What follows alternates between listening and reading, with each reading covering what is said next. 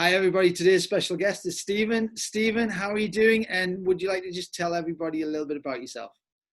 Yeah, I'm good. Pleased to be here. So thanks for inviting me on. Right, a bit about me, I suppose. I run my own business now, and we do a lot of work in sport and out of sport. I started off, I guess, as a kid, only interested in becoming a cricket professional. There was nothing else in life. Grew up with a twin sister who was an excellent tennis player, although she never beat me. So the two of us developed our sense of competition with each other, basically, whether it was for attention, a tennis racket, or whatever it was. We were just fighting with each other the whole time. And then she kind of went heavily into tennis. I went into cricket. I got to the stage, I suppose, where I was like 22, 23, kind of playing at Warwickshire second 11 and summer contracts and playing first class stuff at university. So I was on the fringes of it, and was away over a winter in New Zealand. My old man actually died of a heart attack when I was away, and it kind of just sent me into a bit of a spiral for about a year. I really lost sense of what I was doing, and where I was going, and I started asking myself all these huge questions about life and the meaning of, and really kind of lost my way as a player. But more than that, I'd lost my identity, really. I kind of wasn't too certain about where I was going or what I wanted to do. So I'm really fortunate that I suppose some of the people that I'd spent time with gave me a few opportunities to coach. So I started coaching 2005, I think, different university teams and playing and coaching a little bit. And then towards the end of that decade, I came over to Ireland. All my family are from Ireland, so I was always thinking about it anyway, and kind of came over with a player coach role at a club, but then to take over the coach education, coach development part of Cricket Ireland. And there'd been no one in place before. So for me, a really good opportunity, really exciting. Load of opportunity to break things because it hadn't been really done, and an opportunity to lead. So it kind of fit me really, really nicely. 5 years getting my teeth into it. I coached the women's team for a year, coached a load of the age group teams, but primarily the role was about educating others. And the more and more we got into it, the way that coaching has gone and was going was away from the technical focus of coaching into the human side and into what effectively we decided we were developing leadership courses rather than sports coaching courses, particularly at the higher end of the game. That's what it was. It was about people rather than it was about technique. So I kind of got to a place where I was probably looking for a different challenge. I was always interested about business, curious mainly because I'd only been in a sports place before. So I went off and did an MBA at Loughborough. Amazing experience, and probably the experience of learning again as an adult, and learning, having chosen that I wanted to do something as opposed to it being forced down my neck, was a really, really positive experience, and kind of kickstarted me into the world of business coaching and that side of things, which, if I'm honest, is very similar to coaching a high performance athlete or a high performance coach. Really, you're working with people who have different types of mindsets, different types of approaches, different beliefs, but generally they all want to try and achieve something. And for me, it's just, I get a great sense of reward out of working with somebody, connecting with somebody, and ultimately kind of helping them get to where they're trying to get to, whether that's a business or an athlete or a coach. That's it. So we've been throwing around the names of what you're supposed to call yourself, but I just settled on coach, really. I think it is what it says, and that's it, really. So that's what I do. That's a bit of me. I love that, and we have so much in common in our chats of always been around things like coaching and business coaching and sports coaching. I agree that they're so similar. You might want to tweak the terminology now and then, and you might just want to change the system and the environment and maybe the analogy that goes with it. But basically, you're working with a human being and you're looking at what they've currently got, and you're trying to find a way to help them and guide them and support them to be a little bit better. And sometimes that might be technical, because we still focus a little bit on that. And sometimes it might be more about the environment and maybe the tactics, or maybe how they run their business, the operational side of things. But the majority of the time seems to be about them. And that's the conversation we want to have today, because that's something I know you're heavily involved in. My business is business education and sport, as you know, and we've got 2 emotional intelligence programs that we run. One is a licensed practitioner, that the program also is with Stanford University and Ralph Lauren and New York Times and places like that. But also we run psychometric assessments and emotional intelligence as well, and looking at, again, beforehand, and using that as a guidance for actually how we then develop the person afterwards as well. So do you want to just talk me through a little bit about your concepts on emotional intelligence and what you would define them as? Yeah, for sure. I like talking simple language, right? And they think this is sport. But I think it was always the old man as well that used to say to me that if not everyone can understand what you're saying, that's your issue. So like I kind of feel, obviously there's probably this understanding of IQ, and this tag of IQ around a lot earlier than emotional intelligence. So when I was thinking about it for today's call, I thought it was quite useful to maybe look at the difference of the two, and therefore what emotional intelligence actually is. So, you know, for me, with this conversation, and probably as a young player, you're either intelligent or you're not. You know, you're academic or you're not. You're smart or you're not. And I think a lot of the education system in schools are focused upon the testing and how can we evidence that one person deserves to get to Oxford, one person deserves to get to Nottingham, and another lad should be doing an apprenticeship somewhere.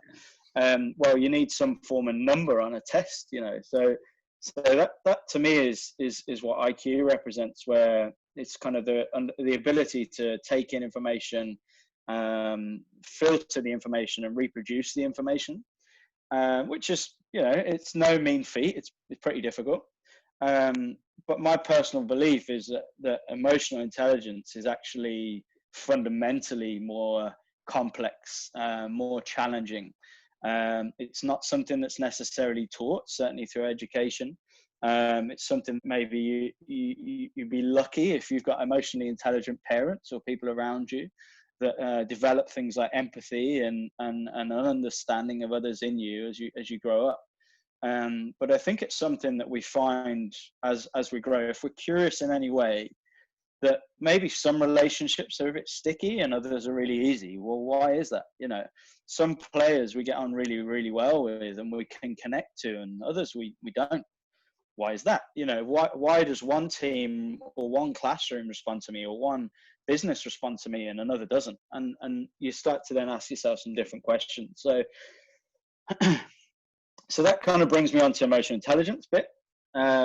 I when I was thinking about it again, I recalled a brilliant conversation I had with Amy, my partner, last year when we were away on holiday, and we were actually talking about the difference between caring for somebody and empathy in someone. We're having this real big debate, and I think that there is probably a misunderstanding out there about what emotional intelligence is. I think people use the term, and without diving into it, there's probably just an association with this woolliness, this softness, soft skills, this caring. Let's run around and give everybody a hug, you know.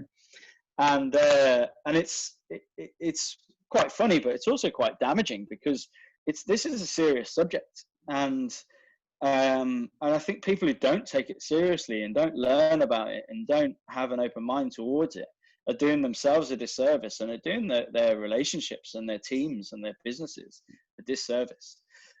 So what is it? Ultimately, it's two things. It's yourself and others.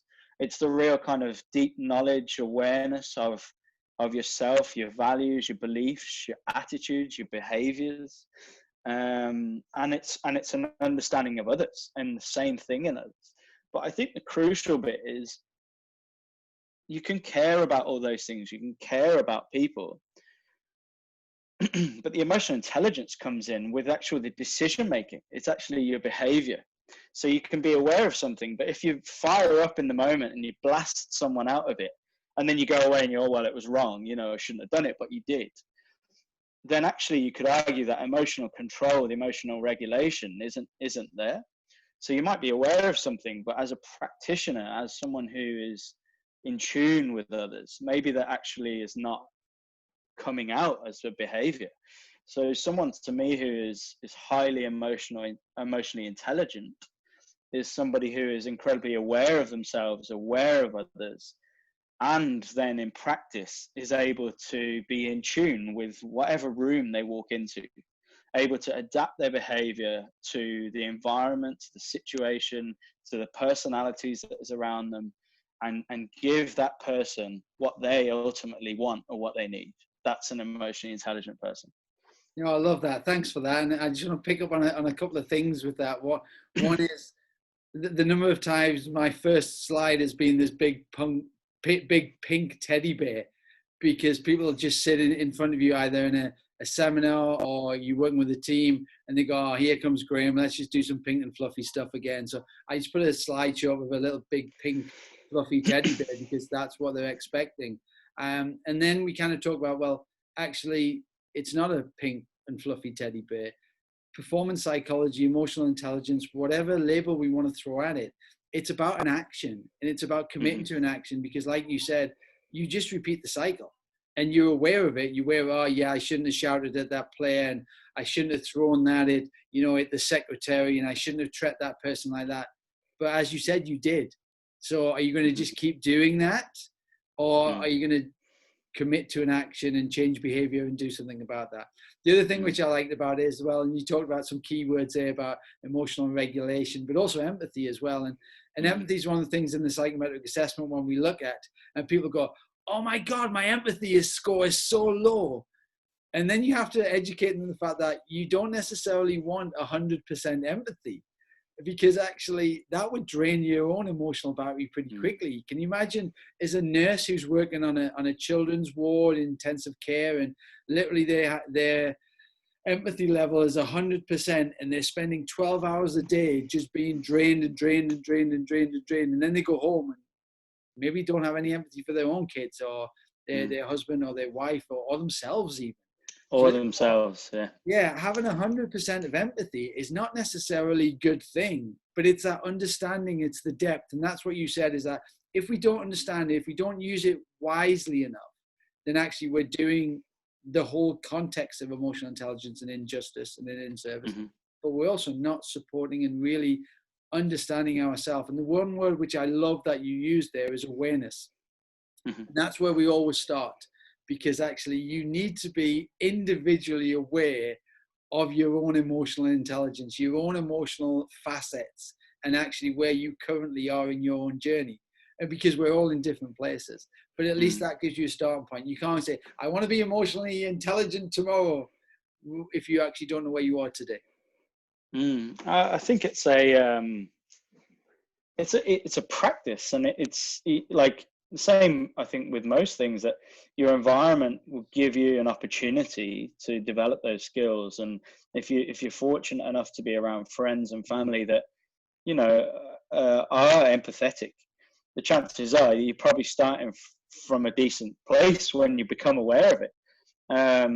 But it can be a really painful journey. And in some ways, I think that's probably why it's not necessarily on the agenda. Like I'm not sitting here claiming to be an expert on emotional intelligence. I'm yet to meet someone who is, actually.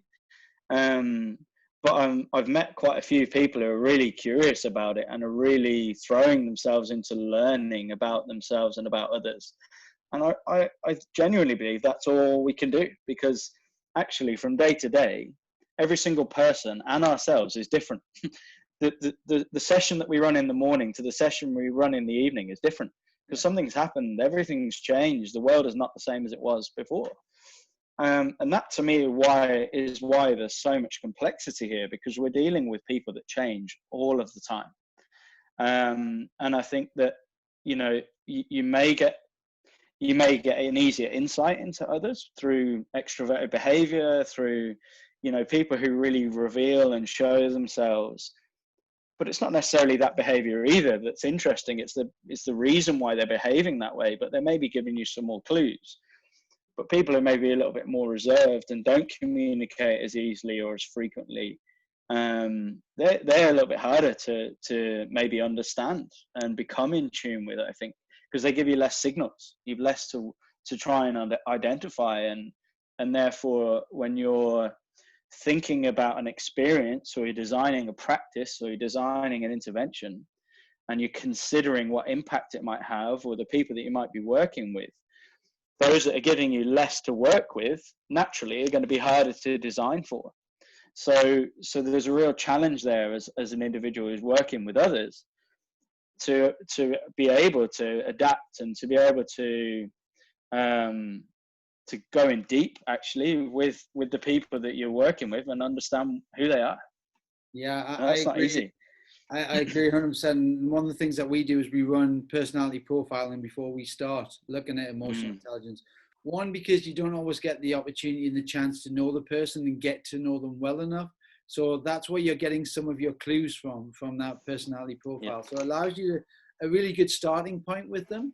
And then when you start adding some of the emotional intelligence stuff with that, because we're not experts, and I agree with you with that as well. I'm not sure I've ever met an expert in anything. And if they are, they're probably not the person that, or at least if they tell me they are, they're not the person I want to talk to, because they probably were an expert in 1922 at that 1922 level. But we all grow, everything changes on a day-to-day basis. If you look at currently what we're going through with this pandemic, the world is changing around us. Or in my case, it's changing around my house, because we haven't been out for 89 days. So therefore, actually, maybe the house is not changing, but the world is certainly changing around us. And that's okay, because that's normal for the world to be changing on a day-to-day basis. And that means the individual changes as well. So the word expert, I'm not a big fan of, because I'm not sure I've ever met one in anything. Understanding the individual person, the more depth we have about that person, the more knowledge we have, the more time we spend with them, we get to see their habits, we get to see the positives and the negatives, because I think emotional intelligence comes in two forms. I certainly think you can see some real positives in people's emotional intelligence when maybe they're having a good day, and you can capture that, but also when they're having a bad day, you can also capture that as well. And if you link that back to maybe their personality traits, and then you can start to understand what their behaviors look like and how we can start to just take some action on their behaviors, we've got a chance at making a little shift with them. Yeah, for sure. And I'm conscious of the two of us going into many tangents, but I really want to make sure that the audience that are listening to this and watching this, we're relevant to. But the one thing I just want to pick up before we go anywhere is around the personality profiling and testing. And I use Insights Discovery. I don't know if it's something that you've come across, but in a similar vein, that to me it's a starter of a conversation.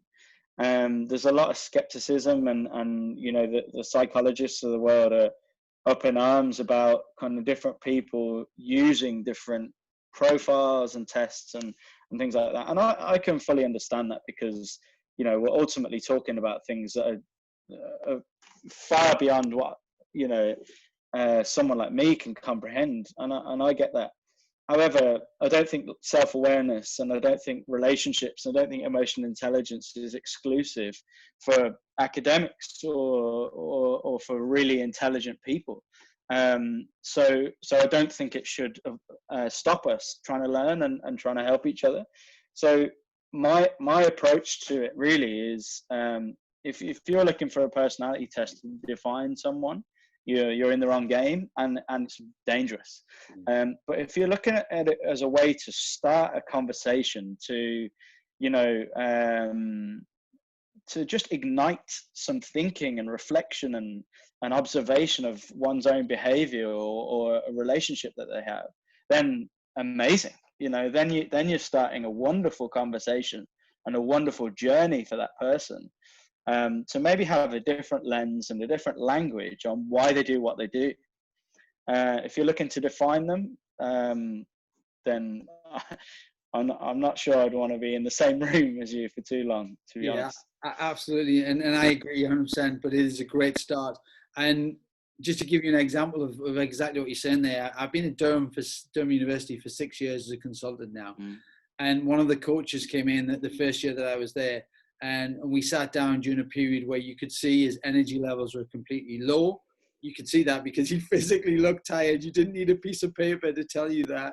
He just looked really bad. He looked tired. He looked drained. He looked like the world was against him. And we were sitting down having a coffee. And we were just having a chat about emotional intelligence, about energy levels, and about actually different facets. And he said, Graham, I've got all these profilings that I've done with the national governing body. I said, what have you got? And he whizzed out 3 profiles that he had. One of them happened to be insights. I think the other one was DISC, and I can't remember what the third one might be. It might have been a Myers-Briggs. I'm not sure. And he turned around and went, I've got all of these things. And I said, yeah, great. What have you done with them? He said, well, what do you mean?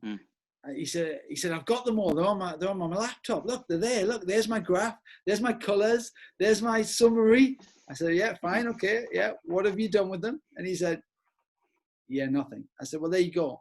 If you don't do anything with them, they are pointless. Having any psychometric assessment, any kind of measurement is no good unless you're going to really understand it. You buy in the educational process that sits around it, but also you commit to actually making some behavioral change. So we just literally went through them all. They virtually all said the same thing. Just one might have showed a color, one might have showed a graph in a different direction, and one might give you some initials, but they basically said the same thing. And then we had to look at that in terms of how do we want to change that important part of that behavior that will allow him to just to build some energies and to be a little bit smarter in certain areas that would help him. Yeah, it's interesting. I think I've had quite a similar experience, really, because a lot of the time, like profiling or I guess work with anyone outside can be a tick the box exercise, you know. And you got to be careful, I think, when you're coming in to any organization or in any team. You know, if I'm mentoring a coach or whatever, what are they genuinely trying to do here? You know, is it that they're trying to make sure that they look all right and that they're taking the right steps? Or do they genuinely want to get to the root of what's happening and resolve it? And I think one of the connections of a lot of the people and organizations that I've worked with is that often the person who comes and asks for the help is probably the main contributor to something not working. You know, it's everybody else's fault, or this dynamic's not working, or I can't get them to do what I want them to do, and that language, and it kind of makes me smile. But if they're willing to look at themselves and they're willing to be honest with themselves, I think then you can do something with that. And I think, like you say, that or going right back to the start, the complexity here demands that people will want to do some work here. You know, you've got to commit to this. You've got to be open-minded.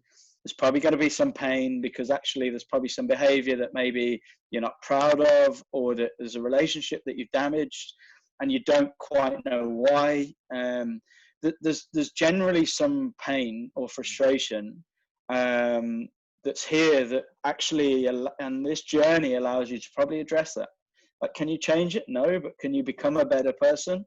Yeah, absolutely. Isn't that what we're all here for, you know, to some degree? And still continue working on it. Yeah, always. Yeah. It's interesting that you just mentioned that. And in some worlds, it's really difficult because if we take the world of sport and if we start there as an example with coaches, coaches will be measured at the top end of the game by outcomes. So you've got a coach who's winning, but he's killing himself. He's killing his team. You know, he's destroying relationships with his family and his friends and everybody around him. But he's winning. So the need for him to change based on his outcome is not greater than the need for him to stay. The need for him to stay the same is greater than the need for him to change. Because does he want to be a nice person? Yeah, I hope so. Because I hope we all want to try to be a little bit better and be a little bit kinder and a little bit more aware. But when it's based on the outcome and it's based on the job, I think sometimes they get caught up in that a little bit too much. Yeah, I agree, and I think this is why we can't be an expert, because all of it's going to take the individual, the coach, the leader, whatever, to make a decision actually as to what are they reading, what are they seeing, and when's the right time to address it. You know, and have you got a safe enough space or a good enough relationship with the individual to actually address this behavior that you're seeing? You know, and I can think of numerous occasions really where, you know, whether it's working with young Irish internationals and seeing really destructive behavior, and then other players kind of, why are you not saying anything to them? You know, why is it one thing for them and a different thing for someone else? You kind of hear that kind of comment quite a lot, and you're like, well, actually my approach with everybody is different. You know, everyone, because you're all different. And so for me to use a blanket approach, we're trying to have this, like, I think it's important to have a team charter, but to have something that's exclusive and you stick to rigidly the rules, and you know, it's only going to go one way really.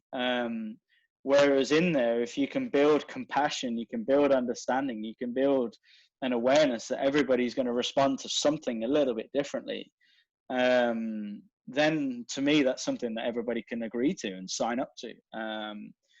So yeah, sorry, I feel like I'm getting a bit lost here, but no, that's maybe fine. it makes sense to you. I think with that, I think that's where the coaches, their fear mechanism kicks in a little bit, because if they think, well, actually, if I add a little bit of compassion in there, if I throw a little bit of empathy to my team a little bit, if I communicate it maybe a little bit of a nicer level, then actually maybe I won't get the outcomes that I've seen, and I'm successful as a coach based on my outcomes. But again, that's them being in a little bit of a fear mode there. And I think if they understood emotional intelligence in the right way, you can still be empathetic, you can still communicate nicely, you can still be compassionate, and you can still win. You can still be very successful, but you could be successful in a much higher level than just maybe the trophy at the end of the season, because through connections with human beings and teammates and people around you, it gives you something a little bit deeper, I think. I couldn't agree more. I think it's interesting, isn't it, watching The Last Dance, and you're watching Jordan out there, who's he's incredible, and he's someone that I was very aware of growing up, and his drive is just insane, and hence his performance.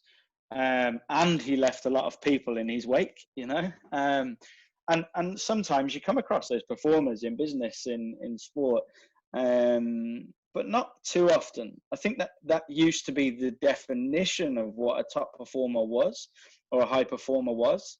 And I'm not sure it is now, because I think we realize that, hold on, if a player gets injured, or if a player retires early, or whatever, like, they want to be a human then. You know, there's got to be something more to them in their identity than just the game and 300 broken relationships because they've been a bit of an asshole throughout their journey. You know, and I think that's where, I guess, talking about coaching, that's where I think it's our responsibility now, where we're not, we hear this, and sometimes it's the woolly stuff, but it's genuinely about the people, like, and it's about developing and growing the individuals within your time. It's your responsibility to do it, not just them as a performer. And funnily enough, what we know now is if they grow as people, their performances will grow as well. And I think that's the point that you were making is, and I went on this journey, I thought, okay, maybe it's time for me to be a bit less selfish, a bit of a nicer bloke.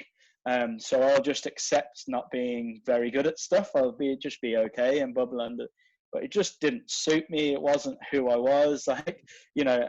And so I kind of went on that journey of trying to connect this love of winning and love of being brilliant and love of being as good as I could possibly be, which is a massive part of my identity, with also being kind of compassionate and caring and empathetic, and actually be able to not just support somebody, but also hold them accountable. You know, I've met some of the loveliest people in the world that I've coached alongside in sport and business, and they're seeing and they're presenting with people that are also lovely, and they're telling them a story, and you see these 2 or 3 things that you think, well, just do it, say it, hold it, like show it back to them, you know, and they just want to give them a hug, and you're like, actually you're hurting them, you know, you're actually hurting them by not giving them that.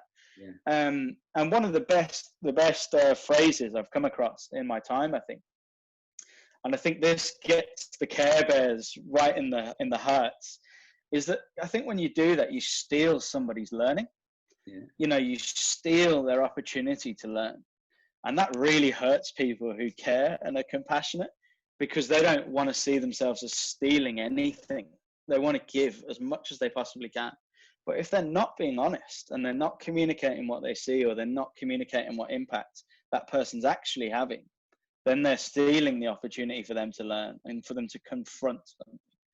And that really hit home with me, and it's hit home with a few people that I've worked with. No, I really like that as a bit of an analogy, and I have seen that lots of times myself in the world of sport and in the world of business as well. And I want to ask you, kind of in terms of, have you ever seen a coach or a person in business where you've just seen them on a great day, their emotional intelligence is high, their emotional awareness is good, and what kind of impact do you see that it has on the people around them? I think it's a good question. Yeah, several. And I think that, you know, ultimately what the impact is that you've got a space that's, there's this vibe, there's this energy about a group where people just feel like they can be themselves, right? There's a word that kind of kept coming into my mind as we were talking, which is ultimately vulnerability and authenticity, and those 2 things. And I think on a good day, those things are there, they exist, and people can walk into the space, be themselves, express themselves, and generally there's a connection on a much deeper level, a much more enjoyable level with each other, and there's usually quite frank and honest and open conversations, because there's this trust that everybody's in it for the same reason. You may have a collective objective or a goal, but you also have these principles or this trust and belief in each other that you're actually quite safe. You know, you're quite safe to call each other out or to address an issue, because the reason why you're doing it is to help them get better, or help you as a group get better. And that's it's a beautiful thing to be a part of that, or to observe it. And it doesn't come around all the time, you know. Can you win without that? Yeah, for sure you can. But is it sustainable? I don't know. I don't think it is. And I think we can look at some really high profile coaches and managers, and, you know, I hope I don't get shot for saying this at some point down the line, but someone like Mourinho, I think, is a really, really good example of this, because everywhere he goes for a short period of time. He's clearly incredible in terms of his tactical awareness and systems and approaches, but it doesn't last. It lasts for 2 or 3 years, and all of a sudden he's tenuous. You can see emotionally he's stressed. His physical appearance changes, the way he is with the media changes, and all of a sudden he's gone. And you're thinking, I wonder how much like learning of himself and growing is actually going on there, and how much of a safe space it actually is for his players.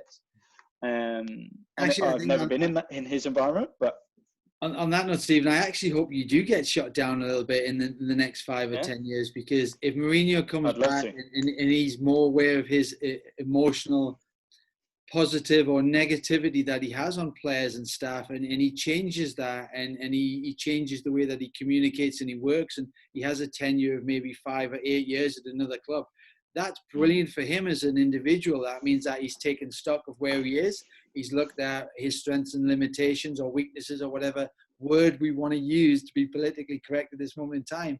And he's changed. And that's brilliant. That's what we've got to get everybody to do. And two things. One is this honesty, this reflection of honesty. And the one thing that we tend not to be honest with, or the person we tend not to be as honest with, is ourselves.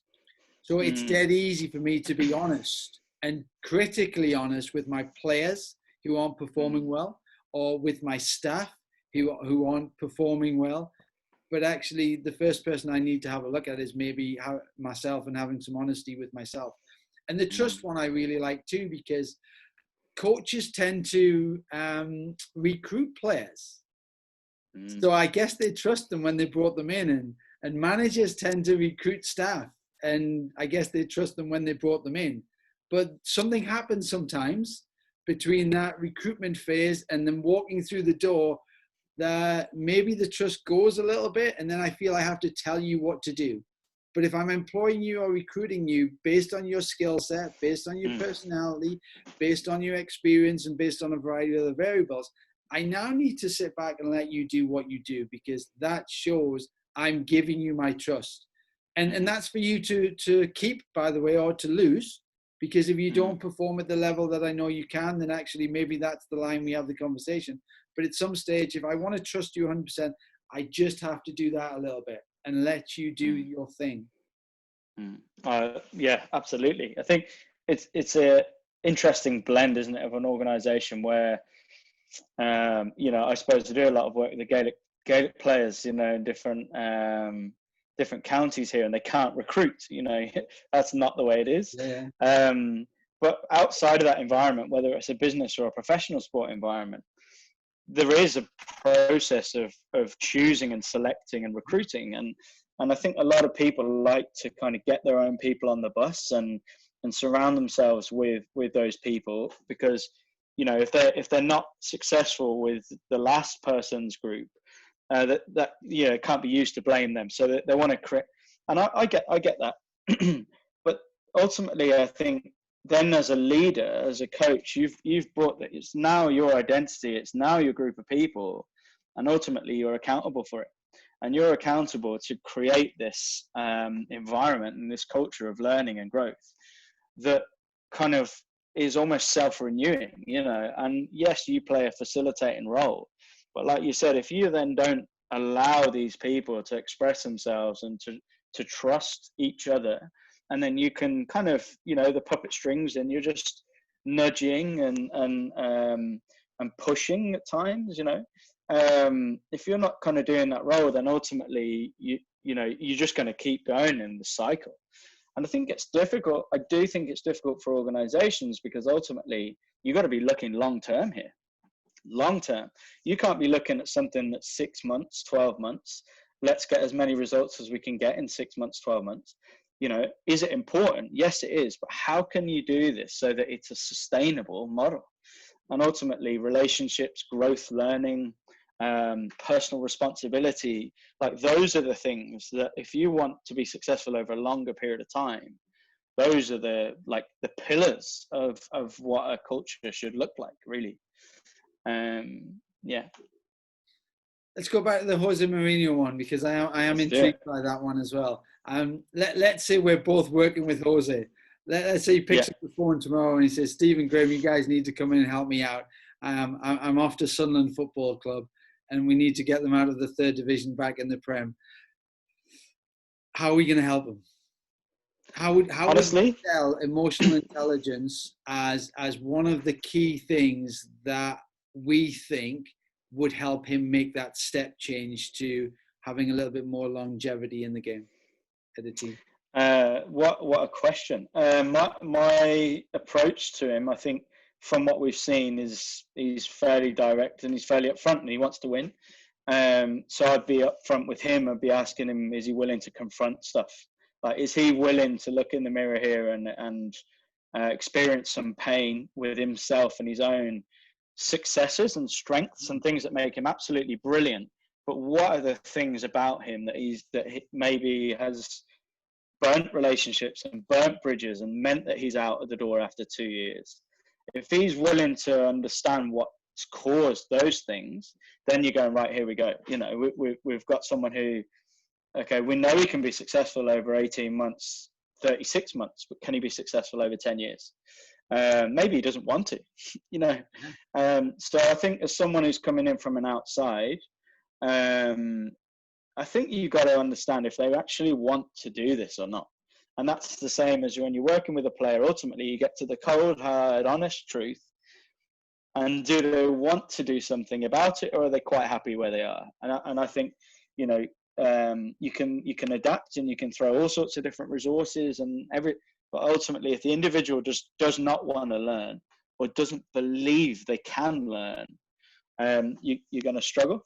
You're going to struggle. So I think that's where it starts. I think it starts with an acceptance or a willingness to look at oneself. And I think from there, that's self-knowledge and that's self-awareness. From there, then all the jigsaw pieces start to fit around that. So that's what I'd be looking for. And if we're talking about football, do you think there's been a change in players' emotional intelligence over the last decade? Does that have a conflict of interest with the manager's emotional intelligence? So if we've got a manager who is maybe like a Mourinho coming in, and we don't, Jose ringing us up, by the way, and the solicitors going, you just talked about me in the whole session. But anybody else who comes in, if they're that way inclined, and maybe 10, 20, 30 years ago, actually players coming in their early 20s now, or maybe even a little bit younger, I think the world, society and culturally is adapted and changed and moved forward a little bit. So I think people's emotional intelligence, maybe they're more aware now, or at least there's more information about that. And I think maybe the communication side needs to just be adapted a little bit so that we're on the same page, I think. I think there's a growth in awareness of it, and a demand for a different environment. You know, the managerial style, leadership style of I'm going to tell you what to do is gone. You know, and you might not find out it's gone until your company falls over or until you get relegated. But your people are not listening to you, right? Because they don't respond to it, they don't react to it, and they'll talk about you. If you're not giving them space to do it, they'll talk about you behind your back. And that's where we're at now. Like I used a hilarious example, really. I'm on a farm now, right? And I've been on a farm for a couple of months, and there's a way of doing things on the farm, you know, and it's been that way for a long time. And there's a different generation here, and maybe looking to do something slightly different. And want to operate in a different way. So we want to have a Monday morning meeting and share ideas and share how we think we can do stuff.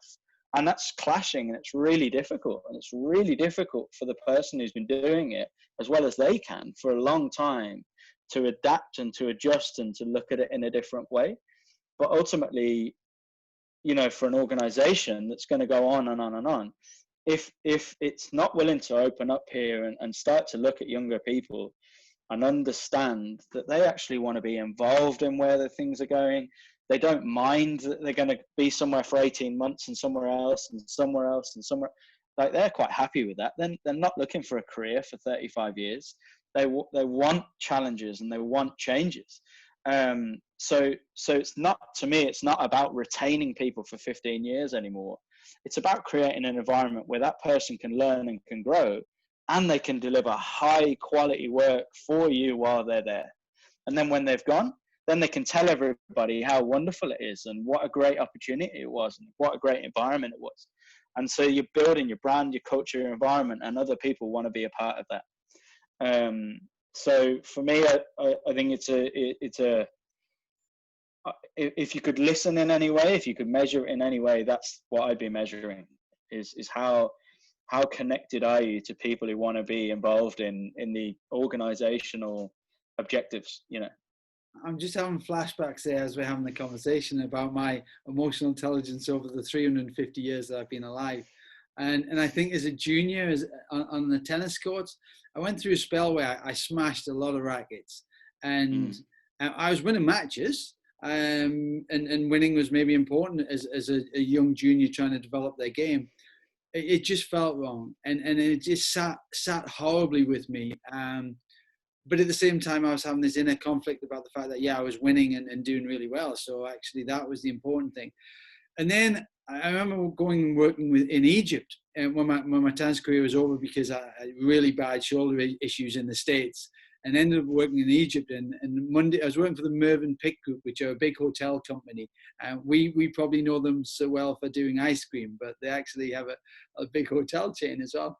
And I sat and I called a team meeting Monday morning, very similar to yourself. And I sat there with all of the Egyptian team, and I was thinking, my Egyptian isn't that good, and their English wasn't that great either. And my first question was, do you guys enjoy working here? And in their broken English, they were like, how can you even ask me such a stupid question? Like, am I enjoying my job? And for me, it was all about that emotional connection to the individual and to the environment. And that was probably my first thoughts on how important emotions are. And this is not me sitting here saying, by the way, that I'm completely 100% in control of my emotions, because I'm not. I still have to continuously work on them. I certainly don't smash as many tennis rackets as I used to. That's probably because I don't run as far these days. But I think looking back, if somebody had said, Graham, listen, if we can have a little bit more emotional regularity, a little bit more emotional control, if you start to understand how your emotions are affecting your performance a little bit, I think I might have turned around and went, yeah, that's what I need.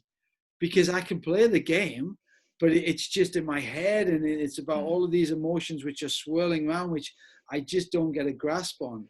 And it's took me a lot of years to really, really sort of navigate that process myself as an individual, but also realize the importance of one, how it can affect other people. Yeah, yeah, I think it's a lovely point. And I think that the aggression or anger or that side of emotions is still probably in a place where we're not connecting to it, understanding it, and giving it enough space, because it's obviously, we all know what the negative connotations are, and you know, they're the root of a lot of the bad headlines that you'd see. But when you're talking about those emotions coming out within sport, or even coming out in a workplace, like, where are they coming from? You know, they're coming from an individual who actually cares, number one, and cares about their own performance, and is just not particularly happy about it. If it's coming out because it's the collective performance, then even more, they're showing an ownership for a group. But it can be a damaging, destructive, and maybe sometimes a frightening thing for a coach or another individual to actually address. But some of the best performers in the world are aggressive and angry, you know.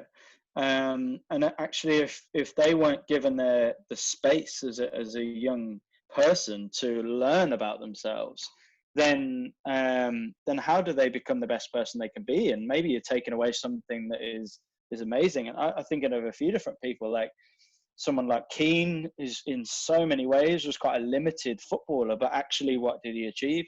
But I think probably a really good example of this for me was always someone like Rooney, who as a young kid, a 16-year-old kid, was one of the best players in the world immediately. Yeah. And then at 24, 25, when he's got years of the media on top of him about his behavior, because he's got 1 or 2 red cards, all of a sudden the spark's gone. And it, could he perform at the same level? Yes, but not as frequently, not as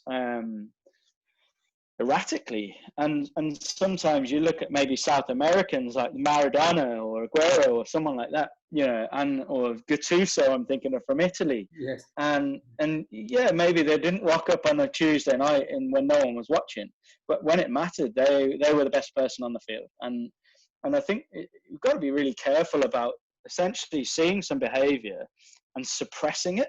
We don't want that here. That's not allowed here. That's not. It's like, okay, hold on. Let's try and understand that person, where they're coming from. And let's try and, same as anyone else, let's try and get the best out of them. And what does that mean? I think the difficulty with that, Stephen, is the fact that all of the research that we can gather on anything, it misses out the people who are no longer here, are no longer in the game, who are no longer in that business, because actually that aggression was too negative, too destructive for them, and therefore they dropped out. They dropped out because either it was hurting their performance that badly that they were no longer good enough to play at that level, or they dropped out because actually they didn't fit into that organization or that business. So they got made redundant, or they got sacked, or they moved on. we never have a collection of that research and that information to balance the conversation out. We can throw out the Rooneys and the Gattusos and, you know, even Paul Gascoigne to some degree as well. We can throw these people out because we see them. We've seen them being successful, but we miss out the potential boatload who have dropped out, which, you know, makes the discussions a little bit unbalanced at times a little bit as well. But yeah, great point, and I love that, and I love the fact that, again, we're linking this personality trait back and understanding the individual. Then we understand the traits and the facets of their emotional intelligence, and then we try to map that to performance. And I think you mentioned it early on when we talk about emotions, is they are so complex. They have physiological issues on us and drainage. They have psychological issues on us as well, and actually they spread around everybody who's around us, the environment, the people, and the systems that we have as well. So I think that if we can start to be more aware, if we can start as individuals being a little bit more honest and maybe accepting who we are, and is that a positive or a negative, and then having some kind of action plan in terms of that change in behavior and wanting to shift. Because you're right, if I don't want to shift anywhere, I'm not going anywhere, am I? You have to have my buy-in to move. No. And look, I think for this space, empathetic leadership, like we can look at New Zealand and see some real good example of empathetic leadership right now. But I think it just really helps to have high profile leaders that lead in this way. Someone like Klopp is obviously fantastic at it. And, you know, I think you could listen to him once or twice and you just hear what he's interested in and what he talks about, and know that actually he probably treats people like human beings. They might have a beer once in a while, you know. That they're not machines here that are trying to perform at a really high level. They're complex humans. And I think one thing that sticks out, I'd agree, like we don't have this huge amount of research. And I think it's interesting because rather than kind of confront this kind of behavior, especially like, you know, this is us talking about it now, and we're practitioners who work with leaders and practitioners who work with coaches. And so if you're in the moment and you're faced with this behavior and you don't have, I mean, realistically, when are you going to talk about anger on a national governing body course, or you know, it just isn't there. You're not going to do an A-level in anger. So where do you get the support to be actually able to deal with it? So what do? You get rid of it. You know, actually, I'm not going to tolerate this. It's going to be a bit easier if we don't have it around. So see you later, you know. And unfortunately, that's the way, or the person themselves kind of suppresses it because I'm not allowed to be me around here. And naturally, you're going to get dysfunction and lower performance. And it's a shame. So, you know, hopefully that's an area that as empathetic leaders and they're the people that I'm hoping to contribute towards over the next time, however long I have. Hopefully we can start to see a growth and understanding of all kind of different people and personalities, and see some incredible dynamics with quiet introverts and raging aggression. Well, you certainly see it in some of the newer organizations, and I use the term newer organization slightly loosely, but more fashionable, newer brands, Apple, Google, you know, they tend to be building, you know, if you want to call them psychological safe zone environments, or if you just want to call them somewhere where you can have fun and just be creative and be yourself, then that's a great place also. So we're seeing that a little bit more and more, and hopefully we can have an impact on doing that. Stephen, I'm conscious of time as well, and we could talk probably for the rest of the week and the impact of emotional intelligence and how we think we can help people to be better people. I think New Zealand All Blacks had that phrase, better people make better All Blacks, and I've always said better people just generally make better people. No, it doesn't matter what you do, and if we can try to make if I can be a better person, hopefully that'll have an impact. If you can be a better person, that will have an impact as well, and hopefully that impact is positive. So I just want to say thank you very much for your time. I'm going to ask you to finish on one question. If you could tell me being a better or a higher emotional intelligent person, how would that impact the team around me? What 2 or 3 tips would you throw out there in terms of helping me out right now? Love the question. I think the leader who is emotionally intelligent would ultimately create a safer space, a kind of like, if you could feel it, it would be warmer. But ultimately, what that means to the people that you work with is you see them, you get to see who they really are. You foster connection, warm relationships that probably last a long, long time. But it's a place where you can fail, because you're pushing the boundaries. You feel comfortable exploring what you individually and you collectively are actually capable of. And that comes from understanding. It comes from permission, or not even needing permission, because you know that person who is ultimately responsible for you and your group wants you to do that. They believe in you, they trust you, and they believe, or they want to see what you're capable of. And if you're not actually trying to do that, then you're probably not fulfilling what the actual group or the leader is trying to achieve. So how to get there, I think there's a few things for me. Love of learning, really. I think people who are ultimately self-directed, like would read, would be curious, would try and have conversations with people that don't necessarily come from their background or are in the same space as them now. I think you can learn some of the most wonderful lessons from people that have no connection to you whatsoever. So I think it's a deep curiosity and a love of learning. But I also think it's kind of a commitment to reflection and your own growth, really. Like if you're looking to develop yourself, I would think that kind of reflective process is critical to it. Whether it's structured or not, it doesn't really matter, honestly. But if you're not reflecting on yourself, then you will keep repeating the same mistakes and you won't move.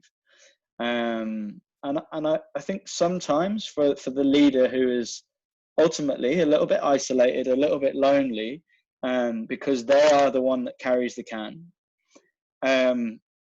it's rare to ask for help.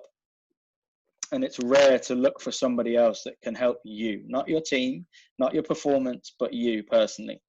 So I would encourage anyone who's in any responsibility or position of to go and work with someone, to have somebody in their life that they can actually open up to and share their vulnerabilities and share their learning and mistakes with, and make sense of their own thinking and get support for themselves. That's what I'd say. Brilliant. Thank you very much. And if anybody who is listening to this wants to either work with yourself or wants to work with me, I will do my little, please subscribe and share. And we'll put your contact details on the bottom. If anybody's interested in a psychometric assessment, they can contact either myself or you run very similar programs as well, Stephen. So I'm more than happy for your email address and contact details to go below, and people can contact you as well if you're okay with that. But thank you absolutely. very much for your time. Yeah, no, look, I've really enjoyed it, Graham. I look forward to the next conversation we have. The company I have is The Game Plan. Thegameplan.io is my business. But yeah, look, I don't think it'll be the last conversation we have for some reason.